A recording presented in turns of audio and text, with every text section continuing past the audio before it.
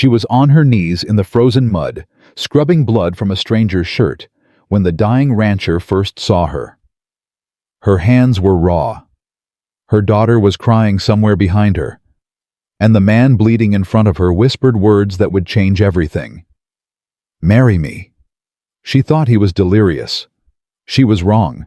This is a story of desperation, sacrifice, and a love that grew in the shadow of death. If you want to know how this impossible journey unfolds, stay with me until the very end. Subscribe now and comment your city below, so I can see how far this story travels across the world. Clara Whitmore's hands had stopped bleeding 3 winters ago. The skin had grown thick, calloused from lye soap and scalding water. She didn't feel the cold anymore when she plunged them into the wash basin behind Harper's hotel, but she felt it today. December had come to Willow Creek like a curse, and Clara knelt in the yard behind the hotel, scrubbing sheets that wouldn't come clean no matter how hard she worked. "Mama!" Her daughter's voice cut through the wind. Lily stood in the doorway, her small face pale with cold. "Go back inside, baby." "But Mama, there's a man." The sound of hoofbeats made Clara look up. A horse was coming down the main road, moving strangely. The rider slumped forward in the saddle. Something was wrong. Clara wiped her hands on her apron and stepped toward the fence just as the horse reached the front of the hotel. The animal stopped, snorting clouds of white breath, and the rider slid sideways. He hit the ground hard. "Lord have mercy!" Clara ran. By the time she reached him, a small crowd had gathered, but nobody moved to help. They just stood there watching a man bleed into the frozen dirt. "Someone get the doctor!" Clara dropped to her knees beside him. "That's Nathaniel Callahan," someone muttered. "The horse rancher. I don't care if he's the president, he's bleeding to death." She pressed her hands against the wound on his head. Blood seeped through her fingers, warm against the cold. The man's eyes fluttered open. Gray eyes, she noticed, the color of storm clouds. "Don't move," she said. "You fell from your horse." His lips moved. She leaned closer to hear. My back. Your back. Can't feel my legs." Clara's heart clenched. She looked up at the crowd. "Where's that doctor?" "Doc Hayes is at the Miller farm," someone offered. "Won't be back till nightfall." "Then help me get him inside." Nobody moved. "He ain't welcome here," said a voice. Clara turned to see Jeb Harper, the hotel owner, standing on the porch with his arms crossed. "Callahan can bleed out in the street for all I care." "What?" "You heard me. That man ruined half the businesses in this town. Let his fancy ranch hands come save him." Clara stared at him in disbelief. Then she looked down at the man beneath her hands. His eyes were closing. "No." She slapped his cheek lightly. "Hey, stay with me. What's your name?" "Nate," he whispered. "Nathaniel." "Nathaniel, I need you to stay awake. Can you do that?" A ghost of a smile crossed his bloodied face. "Yes, ma'am. I reckon I can try." "Good." She looked around desperately. "Lily, baby, go get Grandma's blankets. All of them." Her daughter ran. "You're wasting good blankets on that snake," Jeb Harper called. Clara ignored him. She pulled off her own coat and tucked it around Nathaniel's shoulders. "You're going to be fine. The doctor will come." "No," Nathaniel said, his voice clearer now. "No doctor. Take me. Take me to my ranch." "Your ranch is 5 miles away. You'll die before we get there." "I'm dying anyway." The words hung in the air between them. Clara studied his face, the lines of pain around his mouth, the resignation in his eyes. "What do you mean?" "Doesn't matter." His hand found hers, gripping with surprising strength. "Please, get me to Callahan Ranch. I'll pay you, whatever you want." "I don't want your money." "Then name your price. Anything." Clara hesitated. She thought of Lily, of her mother, waiting in their tiny room above the laundry.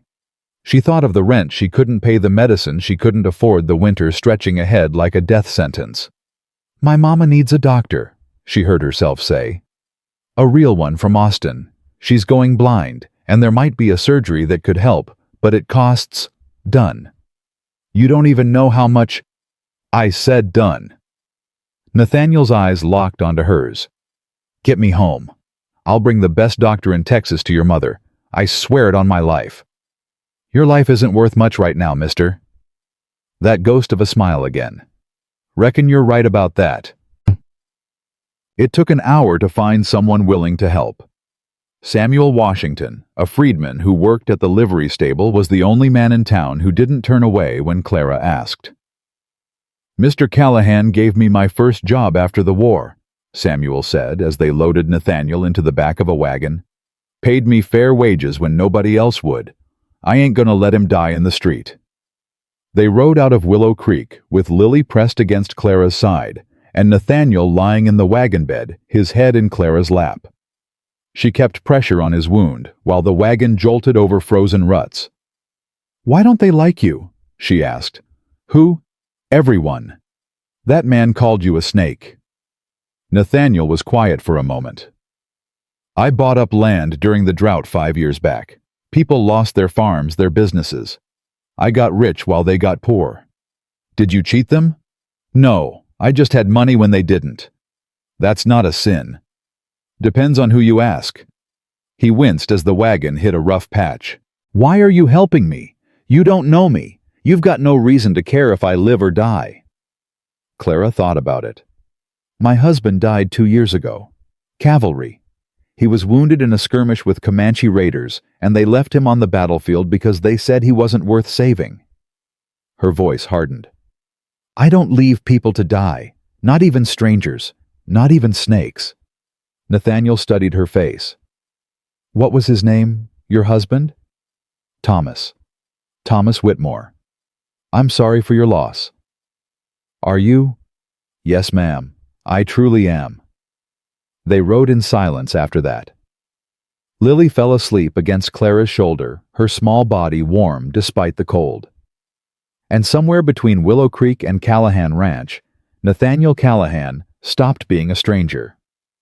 The ranch appeared as the sun was setting, painting the sky in shades of red and gold. Clara had never seen anything like it. Miles of fenced pastures, dozens of horses, barns, and outbuildings surrounding a massive house that looked more like a mansion than a frontier home. "My God," she breathed. "Home," Nathaniel said. His voice was weaker now, barely a whisper. Samuel drove the wagon straight to the main house, where a Mexican woman in an apron came running out.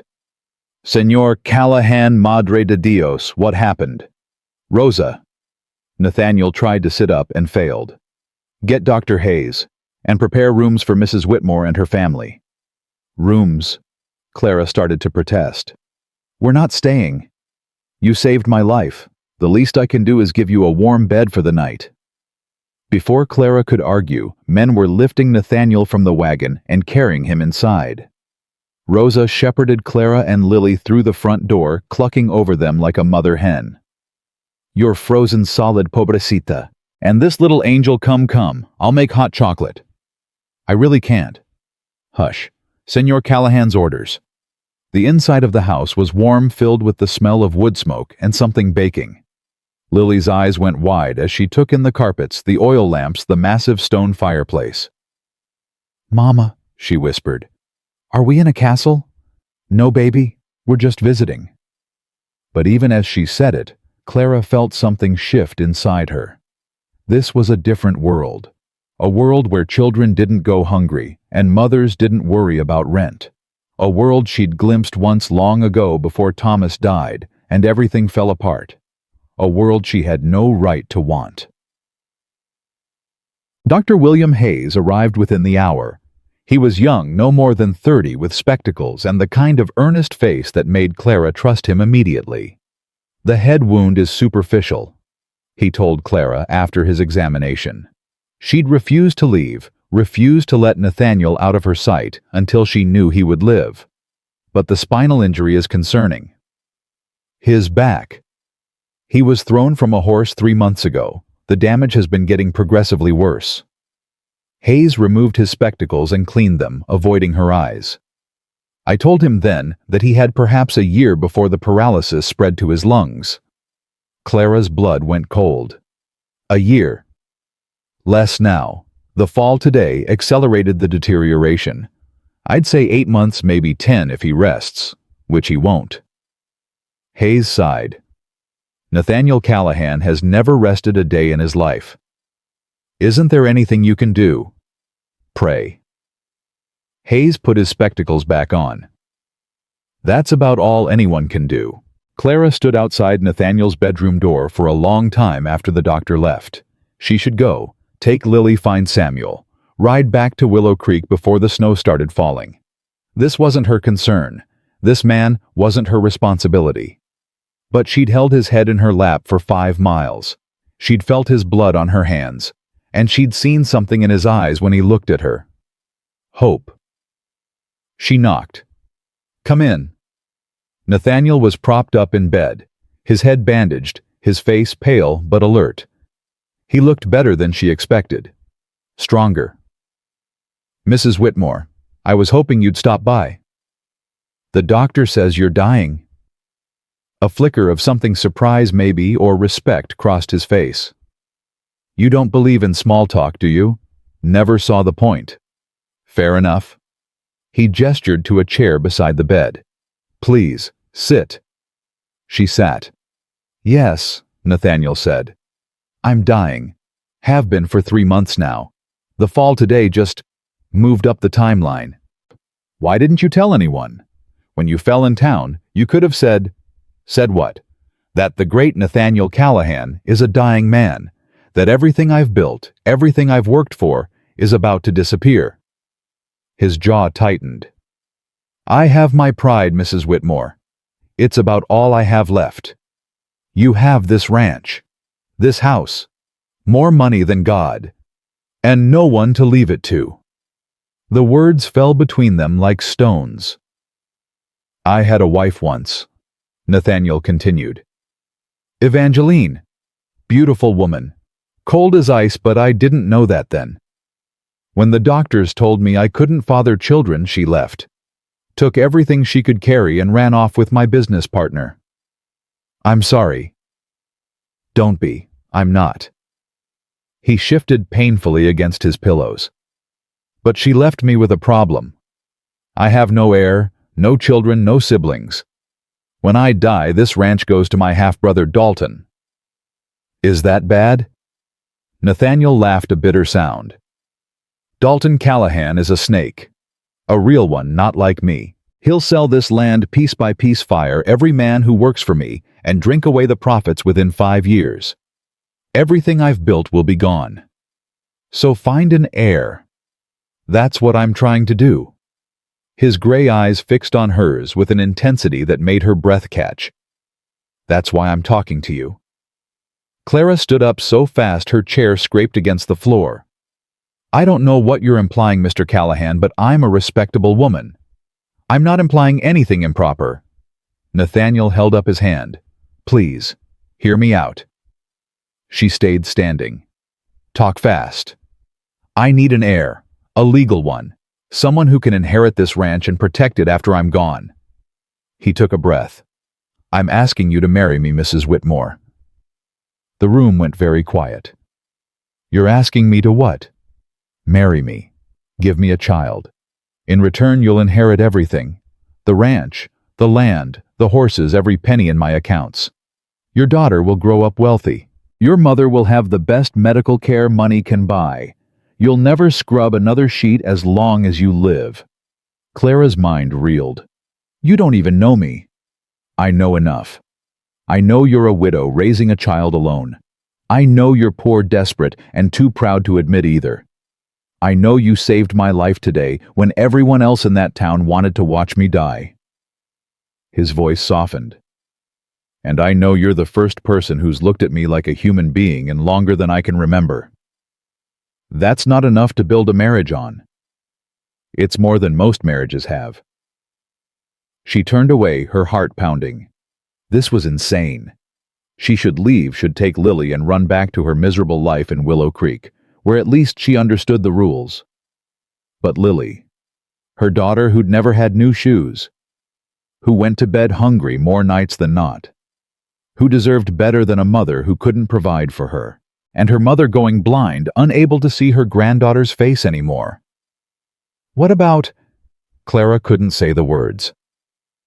The marriage bed, Nathaniel finished for her. I won't force you into anything, Mrs. Whitmore.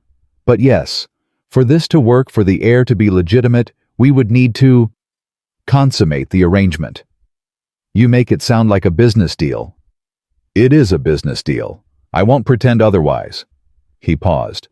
But I also won't lie to you, ever, about anything. If we do this, you'll have my complete honesty, my respect, and my protection for whatever time I have left. And after you're gone, after I'm gone, you'll be one of the wealthiest women in Texas. You'll have this ranch, these people, and hopefully a child who'll grow up to protect everything I've built. Clara closed her eyes. She thought of Thomas dead on a battlefield because nobody thought he was worth saving. She thought of her own father, who'd worked himself to death in a coal mine so his family could survive. She thought of every struggle, every sacrifice, every prayer that had gone unanswered. And she thought of Lily, of giving her daughter a chance at a different life. I need time, she said. I don't have much to give. One night. Give me one night to think. Nathaniel nodded slowly. One night. Rosa will show you to your room. Clara walked to the door, then stopped. Why me? You could have anyone. Rich women, beautiful women, women who actually want this. Because you're not any of those women. Nathaniel's gray eyes held hers. You're honest, you're strong, and you don't give a damn about my money. How do you know that? Because when I offered to pay you for saving my life, the first thing you asked for wasn't gold or land. It was a doctor for your mother. He smiled, and for the first time it reached his eyes. That's the kind of woman I want raising my child. Clara left without another word. But as she walked down the hallway toward the room where Lily was sleeping, she realized her hands were shaking. Not from cold. From something else entirely. She didn't sleep that night. The bed was softer than anything she'd ever slept on. The room was warm, the blankets thick. But Clara lay awake staring at the ceiling, running Nathaniel Callahan's proposition through her mind again and again. Marry a dying stranger, bear his child, inherit a fortune. It sounded like a fairy tale. The kind of story her mother used to tell her before everything went wrong. Cinderella, but with blood and desperation instead of glass slippers and magic. Around midnight, she heard Lily whimper in her sleep. Clara went to her daughter's small bed in the corner and gathered her up, holding her close. Mama. Lily's voice was thick with sleep. Shh, baby. I'm here. I had a bad dream. The mean man was yelling again. The mean man. Jeb Harper. Clara's landlord, who screamed at them about rent every week, who threatened to throw them out in the snow if she didn't pay. There are no mean men here, Clara whispered. Go back to sleep. Can we stay? I like this house. It's warm. Clara's heart cracked. We'll see, baby. We'll see. But she already knew her answer. She'd known it from the moment Nathaniel Callahan fell at her feet. So, morning came gray and cold with snow falling thick outside the windows. Clara dressed in her worn clothes, braided her hair, and went to find Nathaniel Callahan. He was in his study, sitting behind a massive desk, looking through papers. He looked up when she entered, and she saw the question in his eyes. Yes, she said. Just one word. But it changed everything. Nathaniel didn't smile. Didn't celebrate. He just nodded slowly, as if he'd expected nothing less. I have conditions, Clara continued. Name them. You treat my daughter as your own. Not legally, I won't have you adopting her unless we both agree later, but in every other way. She eats at your table. She gets an education. She's never made to feel like she doesn't belong. Done. My mother comes too, and that doctor from Austin. Already sent for him this morning. Clara blinked. You were that confident I'd say yes. I was that hopeful. Nathaniel stood wincing slightly at the movement. Anything else? Yes. She stepped closer, making sure he could see her eyes. I don't love you. I may never love you. But I'll be a good wife, and I'll give you a legitimate heir, and I'll protect this ranch with my last breath if I have to. That's my promise. What's yours? Nathaniel extended his hand. I promise to be honest with you always, to treat you with respect, to provide for you and your family, and to never ever make you regret taking a chance on a dying man. Clara took his hand. His grip was strong despite everything warm and firm and certain. When, she asked, the preacher can be here tomorrow. Tomorrow? She let out a breath. That's fast. I have 8 months, Mrs. Whitmore, maybe less. His gray eyes held hers. I don't have time to waste.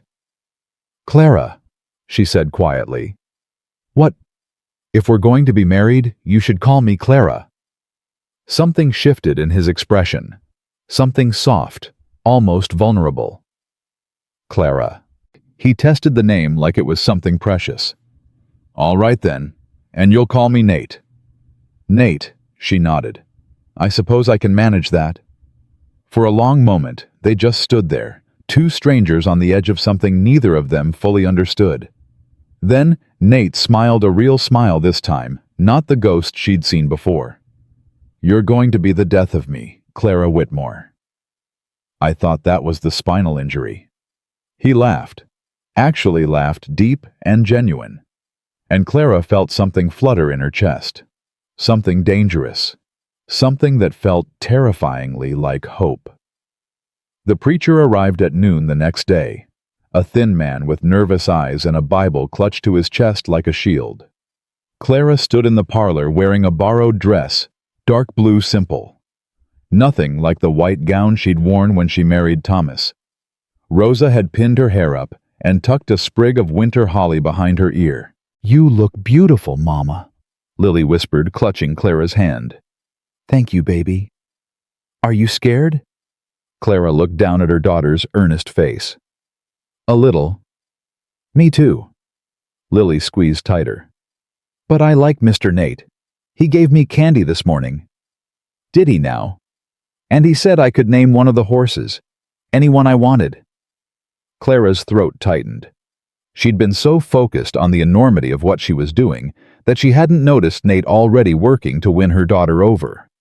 The gesture was small, but it meant everything. The parlor doors opened and Nate walked in.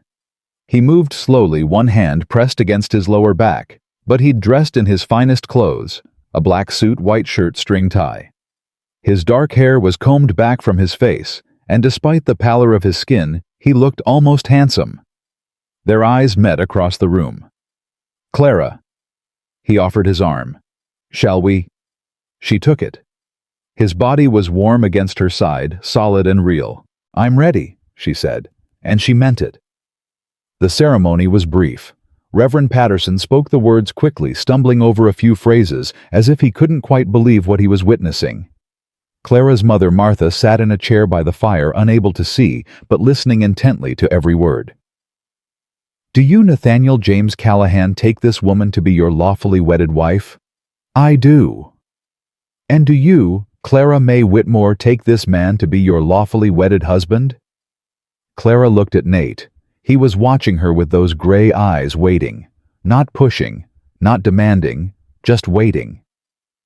I do. Then by the power vested in me, I pronounce you man and wife. No kiss. They'd agreed on that beforehand. This was a business arrangement, not a love match. There was no need for pretense. But when Nate took her hand and slipped a simple gold band onto her finger, Clara felt something shift inside her. Something permanent. Mrs. Callahan, he said quietly, welcome to your new life. Rosa had prepared a small wedding dinner, but Clara could barely eat. Her stomach churned with nerves, her mind racing ahead to what came next. The wedding night, the consummation, the part she'd been trying not to think about. Lily fell asleep at the table, exhausted from the excitement. Samuel carried her up to bed while Rosa helped Martha to her room.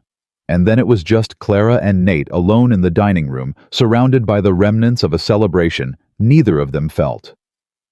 "You're terrified," Nate observed. "I'm fine." "You're a terrible liar."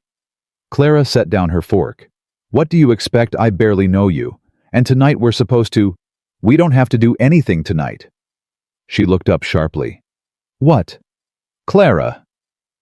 Nate leaned forward, his expression serious. "I told you I wouldn't force you into anything. I meant it. We have time. Not much, but enough. When you're ready, you'll tell me. Until then, we can just get to know each other. But the heir will happen when it happens. I'd rather wait and have you willing than rush and have you hate me." Clara didn't know what to say. She'd prepared herself for obligation, for duty, for gritting her teeth and getting through it. She hadn't prepared for kindness. "Why are you being so decent about this?" Nate's smile was sad. "Because I've been the monster in enough people's stories. I'd like to be something else in yours." That night, Clara slept alone in the room that would become hers. Nate's bedroom was through a connecting door close enough that she could hear him moving, coughing, settling into his own restless sleep. She lay awake for hours, staring at the ceiling, wondering what she'd gotten herself into. The first week of marriage was strange. Clara and Nate orbited each other like planets, polite but distant, neither quite sure how to bridge the gap between strangers and spouses. He ate breakfast early before she woke. She took lunch with Lily and her mother.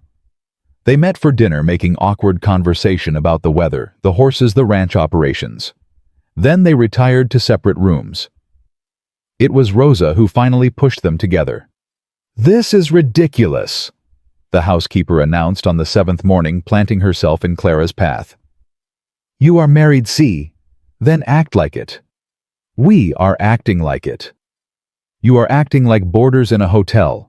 Senor Callahan is too proud to ask for your company, and you are too stubborn to offer it. Someone must break this stalemate." Rosa pressed a basket into Clara's hands. "He rides out to check the north pastures every morning. Today you go with him." "I can't ride." "Then you learn."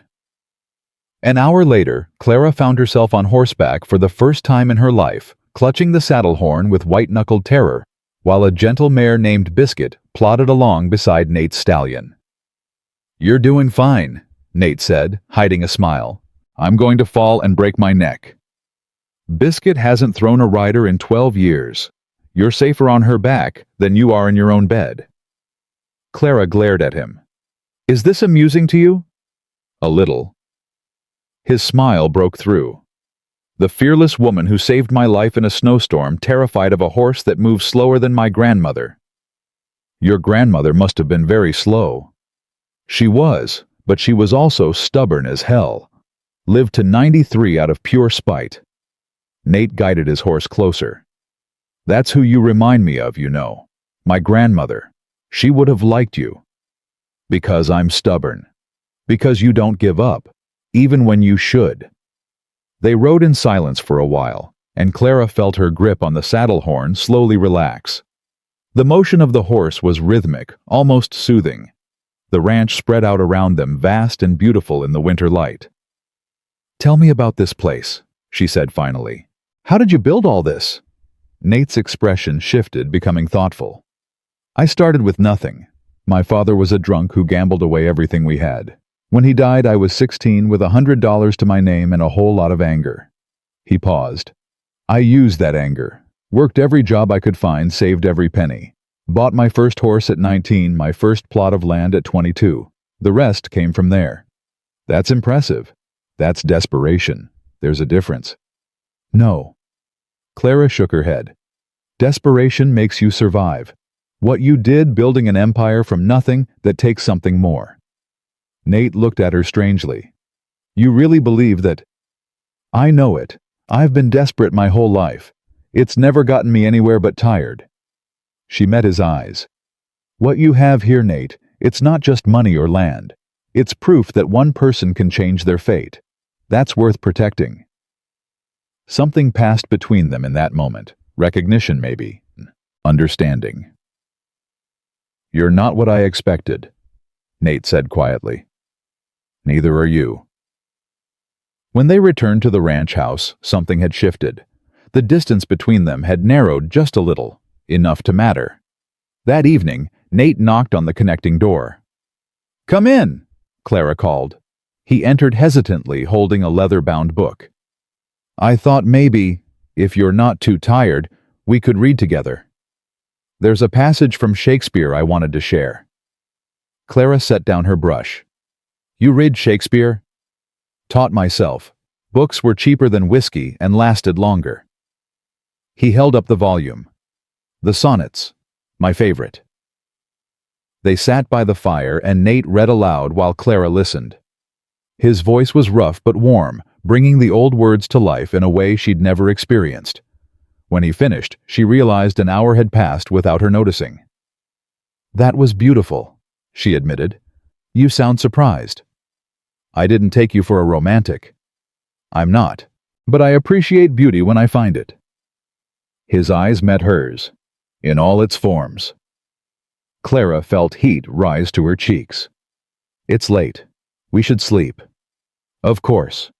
Nate stood tucking the book under his arm. "Good night, Clara." "Good night, Nate."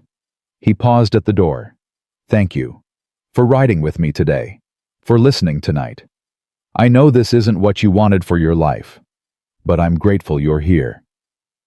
Before she could respond, he was gone. Clara stared at the closed door for a long time, her heart doing strange things in her chest. 2 weeks into the marriage, the trouble arrived. Clara was in the parlor with Lily practicing letters on a slate board when she heard shouting from outside. She went to the window and saw a group of riders approaching, led by a man she didn't recognize. He was tall and sharp-featured, with cold eyes and an expensive suit that looked out of place on a working ranch. Something about him made Clara's skin crawl. "Stay here," she told Lily. She reached the front porch just as Nate emerged from his study, his face set in hard lines. "Dalton," he said flatly. "I didn't invite you." "Since when do I need an invitation to visit family?" The man dismounted and spread his arms wide. "Besides, I heard the most fascinating rumor. Something about my dear brother getting married." "Half-brother? And what I do is none of your concern." "Oh, but it is." Dalton's eyes found Clara on the porch, and his smile turned predatory. "When it affects my inheritance, it absolutely is my concern." "There is no inheritance for you. There never was." "We'll see about that." Dalton climbed the porch steps, stopping uncomfortably close to Clara. "And this must be the blushing bride. My Nate. I expected something more refined." Clara didn't flinch. "And I expected something more impressive. I suppose we're both disappointed." Dalton's smile flickered. Behind him, his men laughed nervously.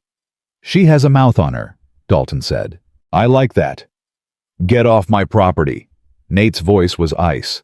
"Our father's property, which should have been divided equally between his sons. All of his sons." "Our father left you nothing because you deserve nothing. You're a cheat, a liar, and a drunk. The only reason you're not in prison is because I paid off the men you swindled. Out of the goodness of your heart, I'm sure. Out of shame, you carry our father's name. I couldn't let you drag it through the mud any further than you already had." The brothers stared at each other, and Clara saw years of hatred burning between them. This wasn't just about money or land. This was personal. "I've filed a petition with the territorial court," Dalton said finally, "contesting your right to this property." "On what grounds?" "Mental incompetence. Everyone knows you're dying, Nate. A dying man isn't fit to manage an estate this size, and this marriage—" He gestured at Clara. "This desperate attempt to produce an heir at the last minute, any judge will see through it." "Any judge who takes your money, you mean?" Dalton shrugged. "Justice is expensive. Fortunately, I have investors who believe in my cause." "Get out." "I'm going. But I'll be back, brother. With lawyers, with court orders, with whatever it takes. He tipped his hat to Clara. Pleasure meeting you, Mrs. Callahan. Enjoy your time here. It won't last long. He mounted his horse and rode away, his men trailing behind. Clara turned to Nate. His face was ashen, his hands trembling. He can't really take this place from you. He can try. Nate gripped the porch railing. Dalton has been trying to destroy me for 20 years. Our father abandoned his mother when she was pregnant. She died giving birth to him. He blames me for having the life he thinks he deserved. That's not your fault? No, but it doesn't matter. Hatred doesn't need to make sense. Nate turned to face her. Clara, I should have warned you about him before we married. He's dangerous. More dangerous than he looks. I can handle dangerous. Not like this. Dalton doesn't just want the ranch. He wants to hurt me. And now that you're my wife? Nate's voice caught. Now you're a target too. Clara stepped closer, taking his shaking hands in hers. Listen to me. I didn't marry you to run at the first sign of trouble. Whatever Dalton throws at us, we'll face it together. Nate stared at her. You barely know me. I know you gave my daughter candy and let her name a horse. I know you read Shakespeare by firelight. I know you could have left me in Willow Creek, and you didn't. She squeezed his hands. That's enough for now. Something in Nate's expression cracked. For a moment she saw the frightened boy beneath the powerful rancher, the child abandoned by his father, unloved by his wife, facing death alone. I don't deserve you, he whispered. Probably not, but you're stuck with me anyway. He laughed, a broken sound half-sob, and pulled her into an embrace. Clara stiffened at first, then slowly relaxed into his arms. He was warm despite the cold, strong despite his illness. And for the first time since Thomas died, she felt something close to safe. Thank you, Nate murmured into her hair. For what? For not running. They stood like that for a long moment, two people clinging to each other against the gathering storm. That night, Clara made a decision. She waited until the house was quiet, until Lily was asleep and her mother settled. Then she crossed to the connecting door and knocked. Come in. Nate was in bed, propped against pillows, a book in his lap. He looked up in surprise as she entered. Clara, is something wrong? No. She closed the door behind her. Nothing's wrong. Then what? Dalton is going to contest this marriage. He's going to claim it's fake, that we're not really husband and wife. Clara moved closer, her heart pounding. I won't give him that weapon. Nate's eyes widened as understanding dawned. Clara, you don't have to. I know I don't have to. I want to. She sat on the edge of his bed. Not because of duty or obligation, because when you held me today, I felt something. And I want to know if it's real. It's real. His voice was rough. God help me, Clara. It's real. He reached for her, slowly giving her time to pull away. She didn't. Their first kiss was gentle, hesitant, two strangers learning each other's shapes. But it deepened quickly, fueled by weeks of tension and longing neither had admitted. Are you sure? Nate asked against her lips. I'm sure. What followed was nothing like Clara expected. Not cold or mechanical or obligatory. Nate was patient, tender, attentive to her comfort in ways Thomas never had been. He whispered her name like a prayer, touched her like she was precious, held her afterward like he couldn't bear to let go. I'm falling for you, he admitted in the darkness. I didn't mean to. I didn't plan to. But it's happening anyway. Clara pressed her hand to his chest, feeling his heartbeat beneath her palm. Me too. This complicates things. I know. I'm still dying. I know that too. He pulled her closer, his arms tight around her. I wish I had more time. I wish I'd met you years ago when I had something to offer besides a broken body and a contested inheritance. You have more to offer than you know. Clara lifted her head to look at him. You have this ranch, these people, and now maybe a family. A family. Nate's voice cracked. I'd given up on that dream. Then stop giving up. Fight for it. Fight for us. I don't know if I know how anymore. Clara kissed him softly.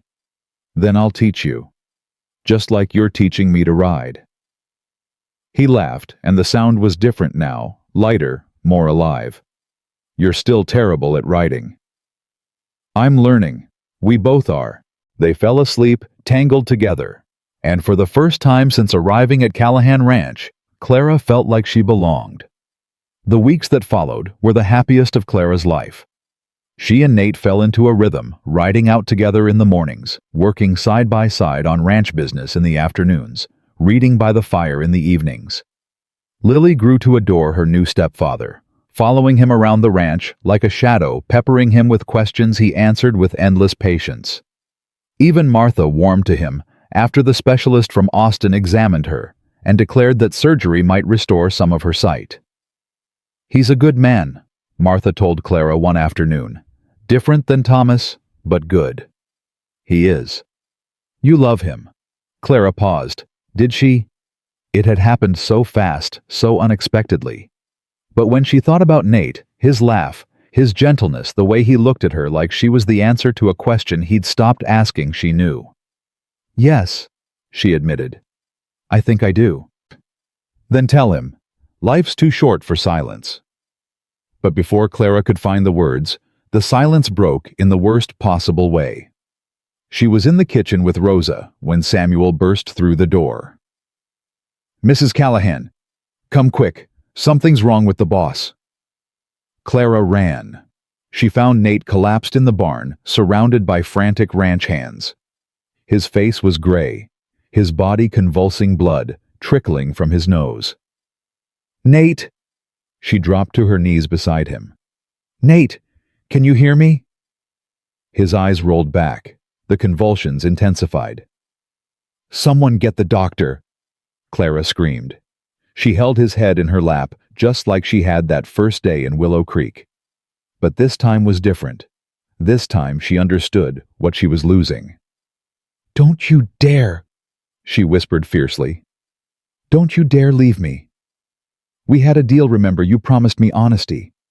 You promised me time. The convulsions slowed, then stopped. Nate's eyes fluttered open, unfocused and confused. Clara! I'm here. I'm right here. Can't feel my legs. His voice was slurred. Can't feel anything below my waist. Her heart shattered. It's okay. You're going to be okay. But even as she said it, she knew it was a lie. Dr. Hayes arrived within the hour. His examination was brief, his expression grim. The paralysis has spread faster than I anticipated, he told Clara privately. The seizure was caused by pressure on his spinal cord. There will be more episodes like this. How long? 3 months, maybe 4. 3 months. Clara had thought they had 8. She'd thought they had time. Is he in pain? Some. It will get worse as the condition progresses. Hayes removed his spectacles. I'm sorry, Mrs. Callahan. I truly am. If there was anything more I could do. I know. Thank you, doctor. She returned to Nate's bedroom, where he lay pale and still against the white sheets. His eyes tracked her as she entered. Bad news. You should rest. That bad, huh?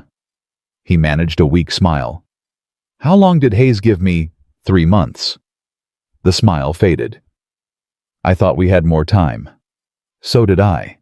Clara sat on the edge of the bed, taking his hand. But we work with what we have.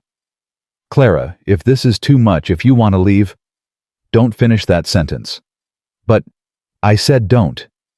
She squeezed his hand hard. I made vows, Nate, for better or worse, in sickness and in health. I meant them, every word. You didn't know what you were getting into. Neither did you. That's what marriage is. She leaned down and kissed his forehead. We figure it out together. Nate's eyes glistened. I love you. I know it's too soon. I know we barely know each other, but I love you, Clara Callahan. I love your strength and your stubbornness and the way you look at me like I'm worth something. You are worth something. I'm a dying man with a contested will and a brother who wants me destroyed. You're my husband, the father of the child I'm carrying." The words hung in the air. Nate's breath caught. "What did you say?" Clara placed his hand on her stomach. "I wasn't sure until yesterday, but Dr. Hayes confirmed it when he was here." "You're pregnant." "Yes." "We're going to have a baby." "Yes, Nate. We're going to have a baby." For a moment, Nate just stared at her. Then his face crumpled, and he began to cry deep, wrenching sobs that shook his weakened body. "Hey." Clara gathered him into her arms. "Hey, it's okay. This is good news." I know it is. I just—" He pressed his face into her shoulder. "I didn't think I'd ever— I thought I couldn't." "You can. You did. And in about 7 months, you're going to meet your son or daughter." He pulled back, his face wet with tears. "I might not live that long." "Then we make every day count." Clara wiped his cheeks with her thumbs. "Starting now, starting today." "How are you so strong?" "I'm not strong. I'm terrified." She smiled through her own tears. "But I learned something from you, Nate Callahan. When you want something badly enough, you fight for it. You work for it. You don't give up just because the odds are against you." "I taught you that. You taught me that the day you fell off your horse and still demanded to be taken home instead of dying in the street." She kissed him softly. "Now rest. Build your strength, because we have a lot of fighting ahead of us." Nate closed his eyes, exhaustion finally claiming him. But his hand stayed pressed against her stomach, against the new life growing there. Their child. Their legacy. The reason Clara would fight Dalton Callahan and the entire territorial court if she had to. Because now she had something worth protecting. Something worth living for. And she would be damned if anyone took it from her. The news of Clara's pregnancy spread through the ranch like wildfire. Within hours, every hand knew. Within days, so did Dalton. He came back on a Tuesday morning, this time with lawyers. Clara was helping Nate into his wheelchair, a contraption Dr. Hayes had ordered from Austin, when she heard the horses. She looked out the window and counted 6 riders. "He brought reinforcements," she said grimly. Nate gripped the arms of his chair. "Help me to the porch." "You should stay inside." "I won't hide from my own brother in my own house. Help me up." They met Dalton on the front steps, Clara standing behind Nate's chair, with her hands on his shoulders. Samuel flanked them on one side, Rosa on the other. The message was clear. They were united. "Brother?" Dalton dismounted, his smile sharp as a knife. "You're looking well." "Oh wait, no you're not." "Say your piece and leave." "Straight to business, very well."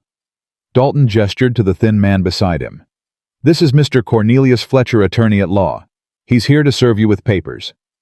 Fletcher stepped forward, holding out a sheaf of documents. "Mr. Callahan, you are hereby notified that a petition has been filed in territorial court challenging your mental competency and the validity of your recent marriage." Nate didn't take the papers. "On what grounds?" "Your deteriorating health renders you incapable of making sound decisions. The hasty marriage to a woman of no social standing, the transfer of property rights, the alleged pregnancy." "Alleged." Clara's voice cut like ice. Fletcher adjusted his spectacles. "With respect, ma'am, the timing is convenient. A dying man, a sudden marriage, an immediate pregnancy. Any reasonable judge would have questions. Any reasonable judge would see a man trying to protect his legacy. Or a woman trying to steal a fortune." Clara stepped forward, but Nate caught her hand. "When is the hearing?" he asked. 3 weeks, January 15th. Fletcher tucked the papers under his arm when it became clear nobody would take them. "I'll leave these with your housekeeper." "You'll leave them in the dirt where they belong." Dalton laughed. "Still have some fight in you. Good. It'll make the victory sweeter." He moved closer, lowering his voice, so only Nate and Clara could hear. You know you can't win this, brother. Even if the judge rules in your favor, you'll be dead before summer. And then what, your widow against me? She's got no allies, no connections, no power. She has this ranch. For now. Dalton straightened, his smile widening. Enjoy your remaining weeks, Nathaniel. Make peace with your God. Because when you're gone, I'm going to take everything you ever loved and burn it to ashes. He mounted his horse and rode away, his lawyers trailing behind. Clara waited until they were out of sight before she spoke. He's not going to stop. No. Even if we win the hearing, he'll find another way. Dalton always finds another way. Nate's hands trembled on the arms of his chair. Clara, maybe you should take Lily and your mother and go. Somewhere safe, somewhere he can't find you. And leave you alone to face him. I'm dying anyway. What does it matter? Clara moved around the chair to kneel in front of him. It matters because you're my husband. Because this is my home now. Because I didn't survive 24 years of hardship to run from some fancy-suited snake at the first sign of trouble. He could hurt you, hurt Lily. Let him try. Her eyes blazed. I've been poor Nate. I've been hungry and cold and desperate, but I've never been beaten, and I'm sure as hell not going to start now. Nate stared at her for a long moment. Then he reached out and cupped her face in his hands. What did I do to deserve you? You fell off a horse at exactly the right moment. He laughed, despite everything a broken sound but real. I love you. I know. She pressed a kiss to his palm. Now let's figure out how to destroy your brother. The next 3 weeks were chaos. Clara threw herself into preparing for the hearing. She gathered documents, collected testimonies, met with lawyers of her own. She learned more about territorial property law than she'd ever wanted to know. Nate helped when he could, but his condition was deteriorating rapidly. Some days he couldn't get out of bed. Some days he couldn't hold a pen to sign his own name. The seizures came more frequently now, leaving him weak and disoriented for hours afterward. You're doing too much, he told Clara one evening as she pored over legal papers by lamplight. You need to rest. Think of the baby. The baby needs a home to be born into. I'll rest after the hearing. Clara. Don't. She didn't look up. Don't ask me to slow down when everything we're building is under threat. I can't. I won't. Nate was quiet for a moment. Then he wheeled himself closer and placed his hand over the papers. Look at me. She did. His gray eyes were soft with concern. I married you because I needed an heir, he said. But somewhere along the way that stopped being the only reason. You matter to me, Clara. More than this ranch, more than defeating Dalton, more than any legacy I might leave behind. Nate, let me finish. If it comes down to a choice, the ranch or you, I choose you. Every time. I need you to know that. Clara's throat tightened. It won't come to that. But if it does, it won't. She covered his hand with hers. Because I'm going to win this hearing. And then I'm going to make Dalton Callahan wish he'd never heard my name. The night before the hearing, Clara couldn't sleep. She lay in bed beside Nate, listening to his labored breathing, feeling the flutter of new life in her belly. 4 months along now. The baby was starting to show. You're awake, Nate murmured. Sorry, did I disturb you? No, I was awake too. He shifted painfully, turning to face her. Thinking about tomorrow. Me too. Are you scared? Terrified. Good. His hand found hers in the darkness.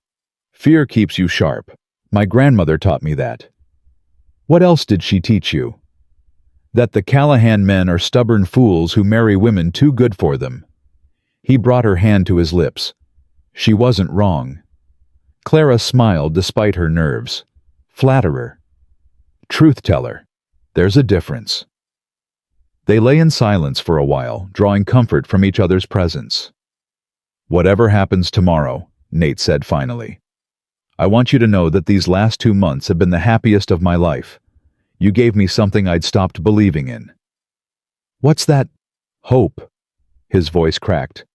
"I was ready to die alone, Clara. Ready to let Dalton have everything, just so I could stop fighting. Then you walked into my life with your bleeding hands and your fierce heart, and suddenly I had a reason to keep going. You're not going to die alone.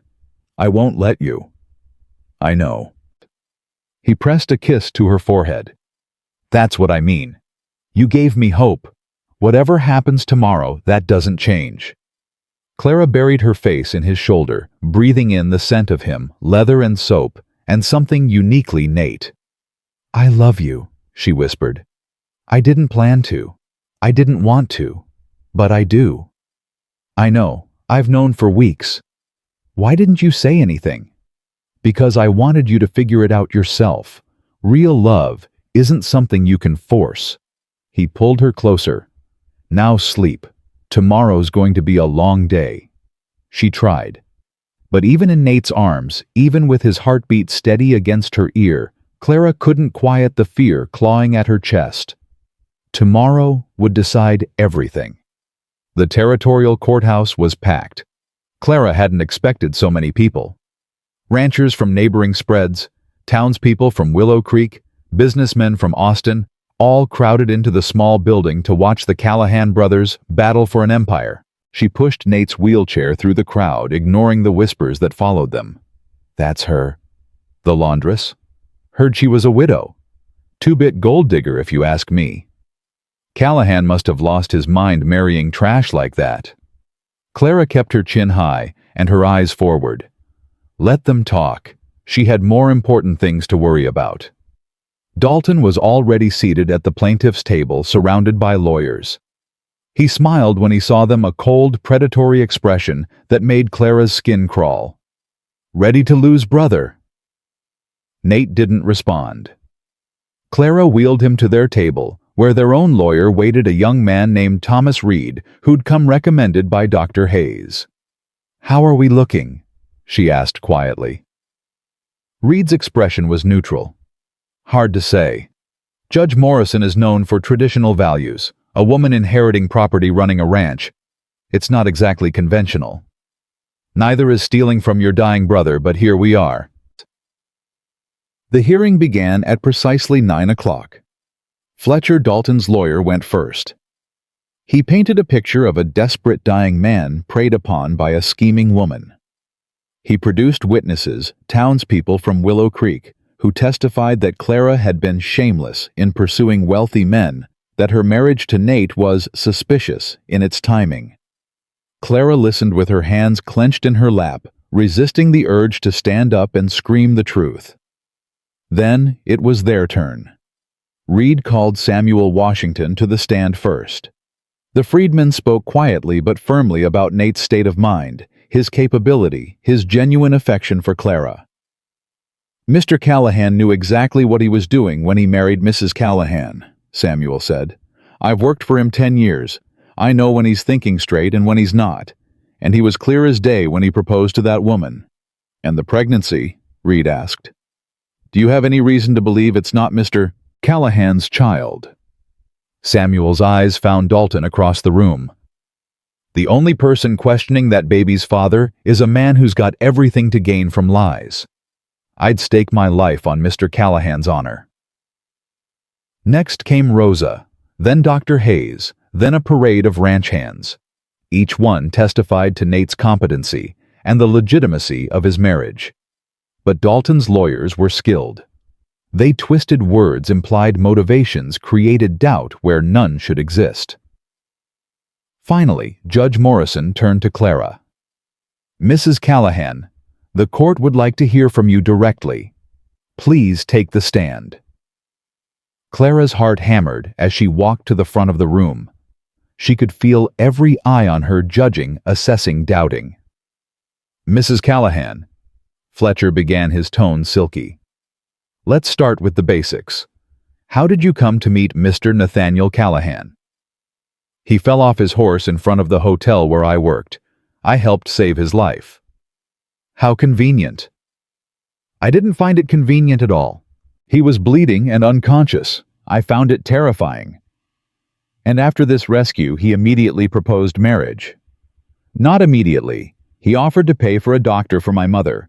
I refused to take charity, so he proposed an arrangement instead. An arrangement? Fletcher raised his eyebrows. What kind of arrangement? He needed an heir. I needed security for my family. It was a practical solution for both of us. A practical solution, not a love match. It started that way. But now you claim to love him. I don't claim anything. I do love him. That's the truth. Fletcher smirked.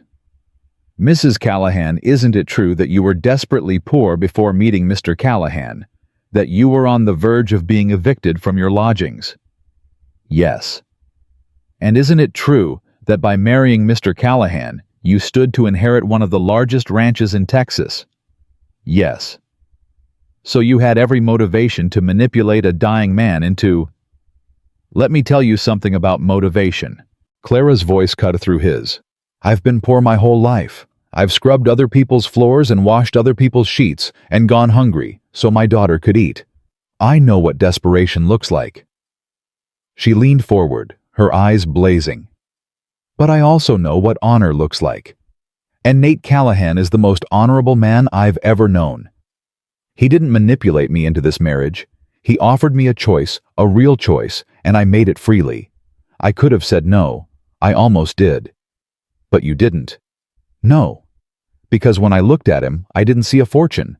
I saw a man who'd been abandoned by everyone he loved, who was facing death alone, who just wanted to protect the people who depended on him. Her voice cracked. I saw myself, and I thought if I can give him some peace in his final months, if I can help him build something that lasts beyond his death, then maybe my life will have meant something too. The courtroom was silent. You want to know why I married Nate Callahan? Clara stood her hand moving to her belly. Because he looked at me like I was worth something. Not my body, not what I could give him, but me. Clara, the person. She turned to face the crowd. How many of you can say the same about your own marriages? Nobody answered. Judge Morrison cleared his throat. Mrs. Callahan, please sit down. She sat. But she could see the effect her words had on the room. Even some of Dalton's supporters looked uncertain. The judge shuffled his papers. I've heard testimony from both sides. I've reviewed the documents presented. This is a complicated case involving property rights, testamentary capacity, and the validity of a hastily contracted marriage. Clara held her breath. However, Morrison looked up. I've also seen something today that speaks louder than legal arguments. I've seen a woman stand in this courtroom pregnant and alone defending her husband's honor with more courage than most men possess. Dalton started to rise. Your Honor. Sit down, Mr. Callahan. I'm not finished. Morrison's voice was sharp. This court finds no evidence of mental incompetency on the part of Nathaniel Callahan. His marriage to Clara Callahan is valid and binding. The property rights established in his will shall stand. Relief flooded through Clara so intensely she nearly collapsed. However, Morrison held up a hand. Given the unusual circumstances of this union and the substantial estate involved, I am appointing an independent trustee to oversee ranch operations until such time as the child is born and legitimacy can be definitively established. What? Clara's relief curdled into fear.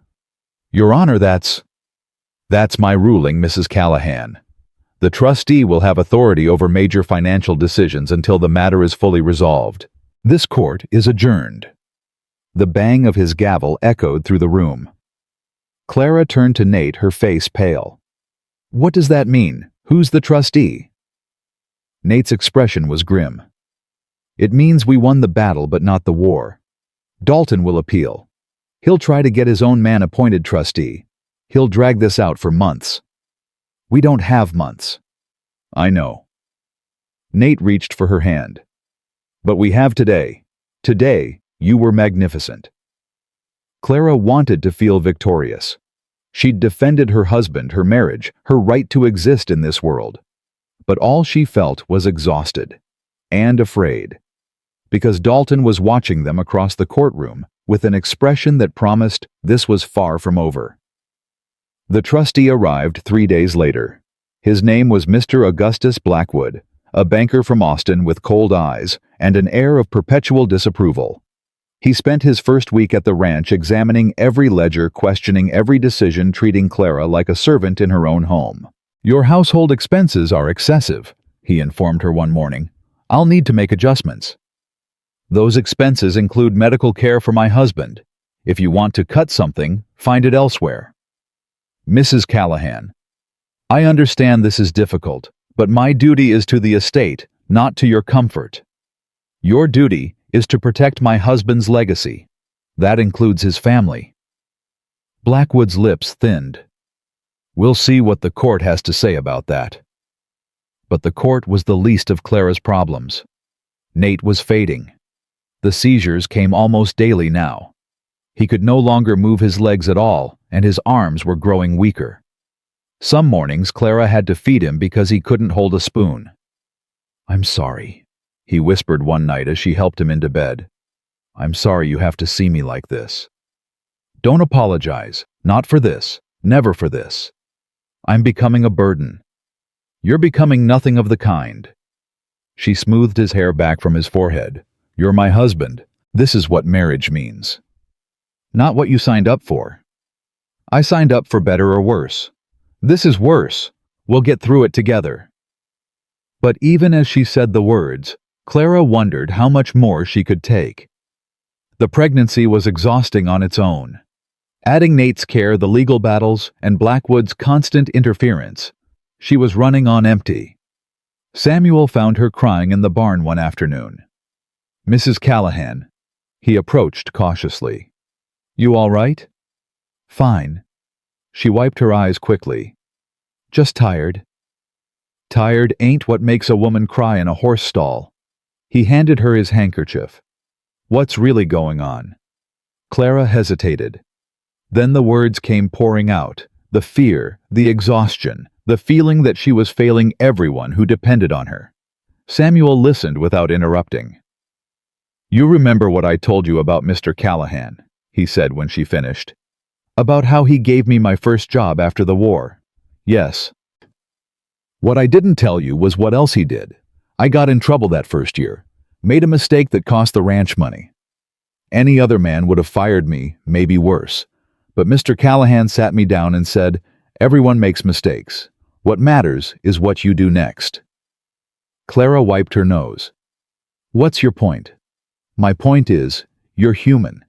You're gonna stumble. You're gonna have days where it feels like too much. That don't make you weak. That makes you real." Samuel's voice was gentle.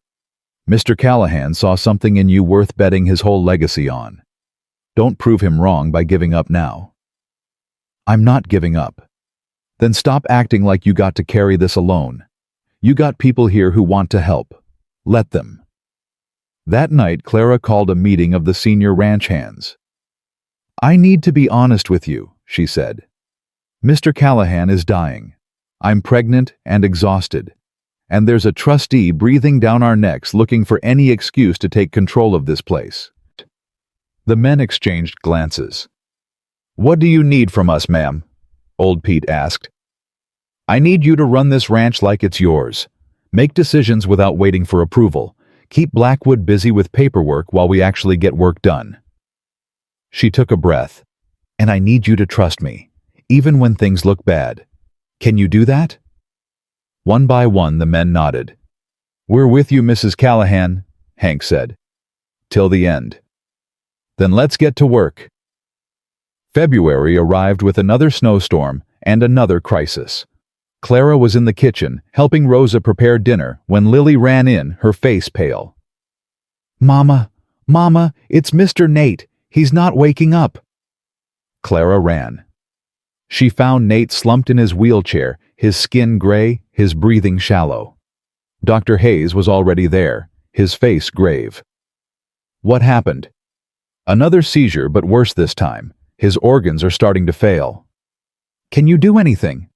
"I can keep him comfortable, that's all." Clara sank to her knees beside the wheelchair. Nate, can you hear me? His eyelids fluttered. Clara. I'm here. I'm right here. The baby? Fine. The baby's fine. A ghost of a smile crossed his lips. Good. That's good. You're going to be okay. You just need to rest. I'm tired, Clara. So tired. I know, but you can't leave me yet. We still have things to do. Fights to win. Her voice broke. You promised me honesty. You promised me time. Time. His hand found hers, weak but warm. I think time's running out. Don't say that. It's the truth. His eyes opened fully, finding her face. Clara, listen to me. The safe in my study. There's a document inside a letter I wrote months ago. Before any of this. What kind of letter? Proof. Proof that Dalton isn't who he claims to be. Nate's breathing grew more labored. He's not my father's son, Clara. He was born 8 months after my mother died. The math doesn't work. He's the son of my father's business partner, the same man Evangeline ran off with. Clara's mind reeled. You've known this all along.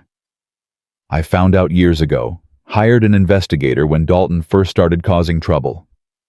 Nate coughed a wet rattling sound. I never used it. I thought maybe he deserved some of our father's wealth, even if they weren't blood. I felt guilty. Guilty he's been trying to destroy you. I know. But he's also a man who grew up believing a lie, hating me for something that wasn't my fault. Nate's grip tightened. The proof is in the safe. Use it. Stop him. I will. I promise. And Clara. His eyes held hers. Tell our child about me. The good parts, not just the dying. You're going to tell them yourself. Maybe. His voice was fading. Maybe not. But just in case.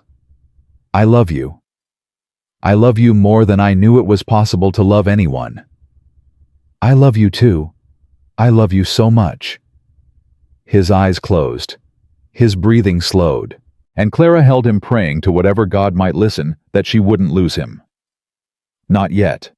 Not before she could finish what they'd started. Nate survived the night, but barely. Dr. Hayes said it was a matter of days now, maybe hours. The end was coming whether they were ready or not. Clara didn't waste any time. She found the safe exactly where Nate said it would be, hidden behind a panel in his study. Inside was a yellowed envelope containing birth certificates, letters, and a sworn affidavit from an investigator named Miller. The proof was damning. Dalton Callahan wasn't a Callahan at all. He had no claim to the ranch, no right to contest Nate's will, no standing in any court. Clara clutched the papers to her chest and began to plan. But before she could act, Dalton made his move. He came that night with a dozen men riding onto Callahan land like he already owned it. Clara met him on the porch, Samuel and the ranch hands flanking her. You're trespassing, she said. I'm claiming what's mine. Word is my brother's finally dying. I thought I'd expedite the inheritance process. Get off this property. Or what? Dalton dismounted, walking toward her with lazy confidence. You'll have your cowboys shoot me. That would look great in court. There won't be a court case. Not anymore. Something flickered in Dalton's eyes. What do you mean? Clara held up the envelope. I mean, I know the truth. About you, about your mother, about who your real father was. Dalton went still. I don't know what you're talking about. James Miller. Your father was James Miller, not Jacob Callahan. There's proof right here. Birth certificates, letters, testimony. You're not Nate's brother. You never were. The color drained from Dalton's face. That's a lie. Is it? Clara stepped forward. Your mother had an affair with Miller while Jacob was dying. She got pregnant, but Jacob died before she could convince him the child was his, so she lied. She told everyone you were a Callahan, and you believed her. You built your whole life on that lie. Shut up. But the truth doesn't care what you believe. The truth is, you have no claim to this ranch. No claim to any of it. And if you don't leave right now, I'm going to make sure every person in Texas knows exactly who you really are." Dalton's composure shattered. He lunged at her with a snarl, his hand reaching for her throat. Samuel moved faster. One punch sent Dalton sprawling in the dirt. The ranch hands immediately surrounded his men, guns drawn. "You heard Mrs. Callahan," Samuel said calmly. "Time to leave." Dalton scrambled to his feet, his face twisted with rage. "This isn't over. I'll destroy you. I'll destroy everything." "You can try." Clara's voice was ice. "But I've already sent copies of these documents to the judge, the territorial governor, and every newspaper in Texas. By tomorrow morning, everyone will know the truth." "You can't do this to me. You did it to yourself. The day you decided to torment a dying man, you sealed your own fate." Clara turned her back on him. "Get him out of here, and make sure he never sets foot on Callahan land again." She didn't watch them drag Dalton away. She was already walking back inside, back to Nate's room, back to the man she loved, who was slipping further away with each passing moment. He was awake when she entered, his eyes bright with fever but aware. "I heard shouting," he whispered. "It's done. Dalton's finished. You used the proof. I used it." She took his hand. "He'll never threaten us again." A tear slid down Nate's cheek. "You did it. You actually did it." "We did it. Together." "No." His voice was weak, but certain. "You. This was all you, Clara. Your strength. Your courage. Your heart." He squeezed her fingers. "I chose well. Better than I knew." Clara pressed her forehead to his hand, letting the tears fall freely. "You're not allowed to die yet. You hear me? You have to meet our baby. You have to hold them at least once." "I'll try." His eyes were closing. "I'll try so hard. Promise me." "I promise." The words were barely a breath. "I promise." He drifted away, and Clara stayed beside him, clutching his hand, refusing to let go. "Not yet. Not yet." Nate held on. Against every prediction, against every expectation, he fought through February and into March. Dr. Hayes called it a miracle. Clara called it stubbornness. "You're too ornery to die," she told him one morning, spooning broth into his mouth. "That's the real reason. Learned it from you." His voice was a thread, now barely audible. "Got to meet my baby first." "You will. 2 more months. You promised." "I remember." But Clara could see the truth in his eyes. Every day was a battle. Every breath was a victory measured in seconds. He was holding on by sheer force of will, and that will was fading. The trustee Blackwood had left after Dalton's disgrace, his authority dissolved along with the legal challenges. Judge Morrison sent a letter of apology, acknowledging that the court had been manipulated. The ranch was Clara's, now uncontested, undisputed. But none of it mattered if Nate died before meeting their child. Lily had taken to reading to Nate in the afternoons, while Clara handled ranch business. The 6-year-old would curl up beside his bed with one of his Shakespeare books, sounding out the words she didn't understand. "What's a forsooth, Mr. Nate?" Old-fashioned way of saying indeed. "That's silly. Why not just say indeed?" "Because Shakespeare liked fancy words." Nate smiled weakly. "Like you and your big vocabulary." "Mama says I talk too much." "Your mama's wrong. You talk just the right amount." Clara watched from the doorway, her heart aching with love and grief in equal measure. Lily had lost one father already. She'd barely known Thomas. He'd gone to war when she was a baby. But Nate had become her world in just a few short months. "Time for Mr. Nate to rest," Clara said, entering the room. "But we're not done with the story. We'll finish tomorrow." Clara kissed her daughter's forehead. "Go help Rosa with dinner." Lily left reluctantly, casting worried looks back at Nate's pale face. When they were alone, Nate reached for Clara's hand. "She's a good girl. She adores you. The feeling's mutual." He coughed a rattling sound that made Clara wince. "Clara, I need to talk to you about something. Can it wait? You should rest. No, it can't wait. Nothing can wait anymore. His gray eyes were serious. I've been writing letters. I know. For the baby. Not just for the baby, for you too. He gestured weakly toward the nightstand. Bottom drawer. There's a box. Clara opened the drawer and found a wooden box she'd never noticed before. Inside were dozens of letters, each one sealed and labeled in Nate's increasingly shaky handwriting. What are these? Instructions, advice, things I want you to know after I'm gone. Nate's voice cracked.